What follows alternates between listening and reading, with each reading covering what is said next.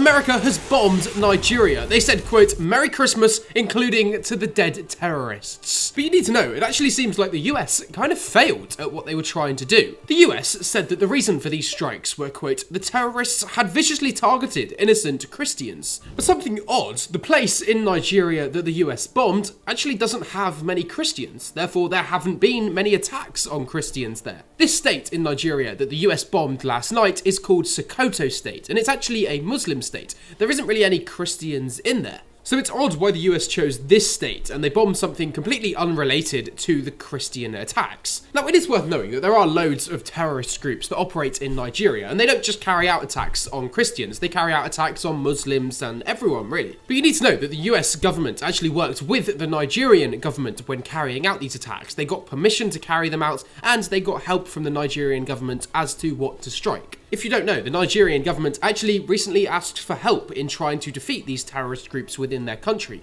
because they've been struggling to do it, and really they just haven't done a good job. And so, probably because they wanted to prove a point that they're coming to support Christians, the US waited until Christmas Day to help Nigeria. But yesterday, they carried out some massive attacks on Christmas. Now, currently, as you'd expect, we don't have loads of details as to how many people were killed in the strikes, how many airstrikes were carried out, etc. All we know is that the strikes took place in northeastern Nigeria, in Sokoto State. But it's very likely now that these US attacks on Nigeria will continue now, because the US has said they've had enough of Christians being killed in Nigeria, which is why you should leave me a follow, so I'll keep you updated on global news like this.